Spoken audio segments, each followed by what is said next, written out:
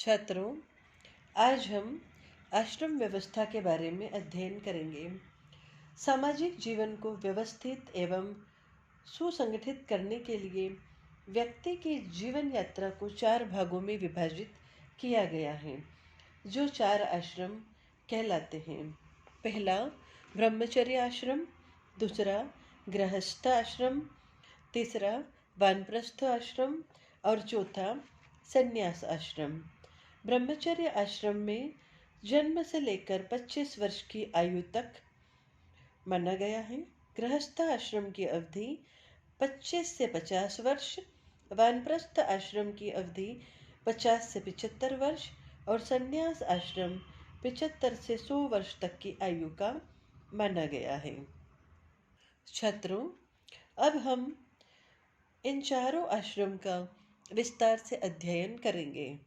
पहला आश्रम है ब्रह्मचर्य आश्रम। ब्रह्मचर्य आश्रम जीवन का पहला आश्रम है, जिसका प्रारंभ उपनयन संस्कार के बाद होता है। ब्रह्मचर्य आश्रम में प्रवेश के लिए अलग अलग वर्णों के लिए अलग अलग आयु बताई गई है। ब्राह्मण बालक के लिए 8 वर्ष की आयु से, क्षत्रिय बालक के लिए 11 वर्ष की आयु से, वैश्य बालक के लिए 12 वर्ष की आयु से इस आश्रम में प्रवेश माना गया है। ब्रह्मचर्य आश्रम की अवधि प्रथम 25 वर्ष मानी गई है। बालक को गुरुकुल में रहकर विद्याध्ययन करना होता था। पहले गुरु उसका दीक्षा संस्कार करता था और शिष्य रूप में उसे ग्रहण करता था। तभी वह गुरुकुल में रहने का अधिकारी होता था। गुरुकुल में विद्यार्थी को ब्रह्मचारी कहा जाता था, जिसका अर्थ है महानता के मार्ग पर चलने वाला, अर्थात महान आत्माओं का अनुसरण करने वाला। ब्रह्मचर्य आश्रम में ब्रह्म ज्ञान के संचय का उपक्रम किया जाता है, इसलिए इसे यह संज्ञा दी गई। इस आश्रम में व्यक्ति को ज्ञानार्जन के लिए कठोर परिश्रम, तप और साधना करनी होती है। छात्रों, दूसरा आश्रम है गृहस्थ आश्रम।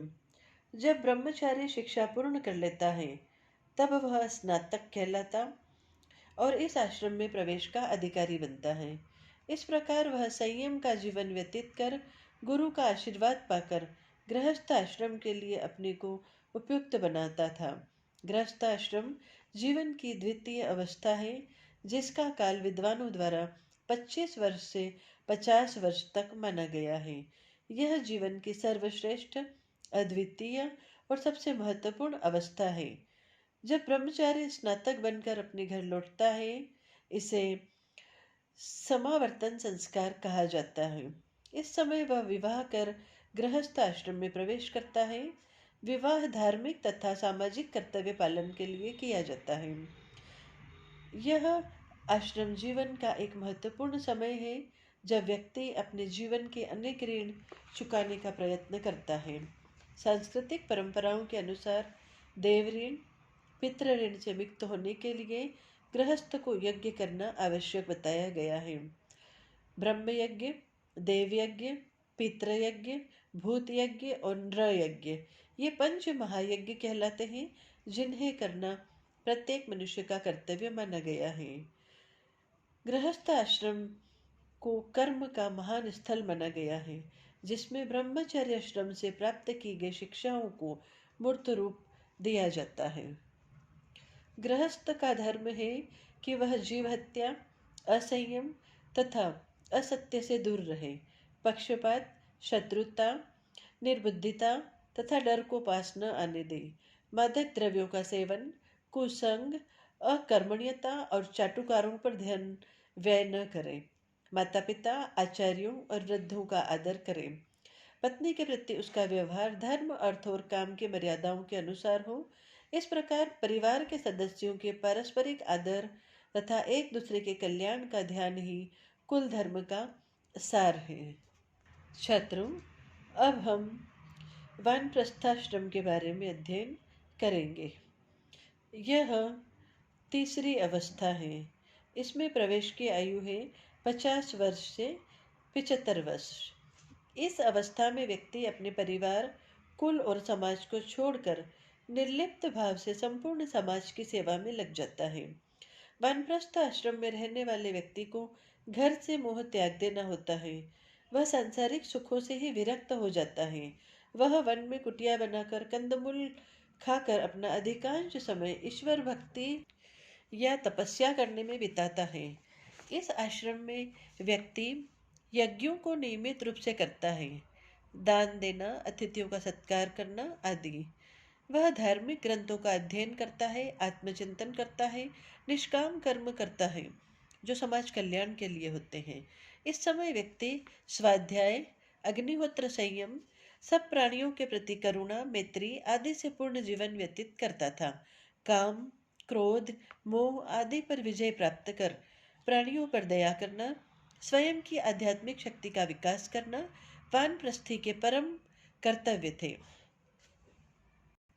वानप्रस्थी का कर्तव्य है कि वह वेद उपनिषदों का अध्ययन करे, यज्ञादि कर्मों को पूरा करे तथा ब्रह्मचर्य व्रत का पूर्णतया निर्वाह करे।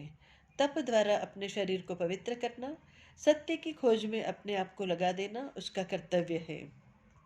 इस प्रकार वानप्रस्थाश्रम त्याग की दिशा में एक स्तर और आगे की स्थिति है, जिसमें व्यक्ति अपने परिवार को छोड़कर निर्लिप्त भाव से संपूर्ण समाज की सेवा करता है।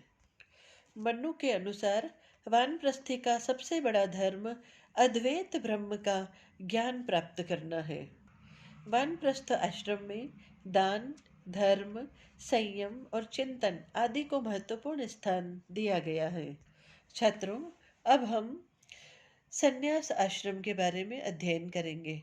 संन्यास आश्रम अंतिम आश्रम है जो 75 से 100 वर्ष अथवा मृत्यु पर्यंत चलता है। जब एक वानप्रस्थी सभी सांसारिक बंधनों का मोह त्याग कर अपनी इंद्रियों पर विजय प्राप्त कर लेता है, संन्यास जीवन को पूर्णतः समष्टि के लिए समर्पित कर स्वयं के बारे में पूरी तरह चिंता मुक्त होने की स्थिति को कहा गया है। इस आश्रम में व्यक्ति अपना सब कुछ, यहाँ तक कि नाम और गोत्र आदि भी त्याग कर अपना व्यक्तित्व विशाल समष्टि में विलीन कर देता है। इस आश्रम में व्यक्ति को केवल एक पुरुषार्थ यानी मोक्ष के लिए प्रयत्न करना शेष रह जाता है। मोक्ष की प्राप्ति के लिए एक सन्यासी को एक परिव्राजक का जीवन व्यतीत करना होता है। सभी प्रकार के लोभ, मोह आदि से परे रहना होता है। परिव्राजक के रूप में वह सन्यासी एक स्थान से दूसरे स्थान पर घूमता है और लोगों को उपदेश देता है। अधिक मिलने पर खुश नहीं होता और नहीं मिलने पर दुख नहीं होना सन्यासी के लक्षण है। यदि समाजशास्त्रीय दृष्टिकोण से विचार किया जाए तो यह निष्कर्ष निकलता है कि परमार्थ पर आधारित एक ऐसी समन्वित व्यवस्था का निर्माण किया गया जिसका उद्देश्य धर्म, अर्थ, काम और मोक्ष की प्राप्ति था। यही आश्रम व्यवस्था है।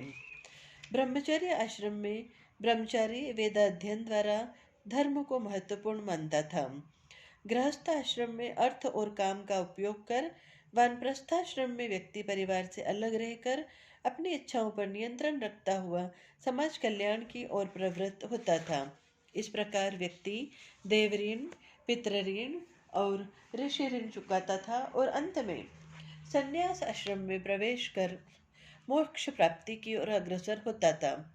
इसका समाज के संदर्भ में बड़ा महत्व रहा है, क्योंकि समाज को संगठित करने के लिए व्यक्ति का नैतिक, मानसिक, आध्यात्मिक विकास आवश्यक है। आश्रमों के द्वारा व्यक्ति में मानवीय गुणों का समुचित विकास होता है। समाज को संगठित करने में आश्रम व्यवस्था सहायक है, जैसे त्याग, परोपकार, कर्तव्यपरायणता, आध्यात्मिकता, निष्ठा आदि ऐसे गुण हैं जो आदर्शात्मक हैं, जिनसे चारित्रिक गठन एवं व्यक्तित्व का चतुर्मुखी विकास होता है। व्यक्ति अनुचित कर्म करने से डरता है और ये गुण भावी पीढ़ी को भी हस्तांतरित होते हैं, जिससे समाज की सांस्कृतिक परंपराएं, मान्यताएं निर्मित होती हैं।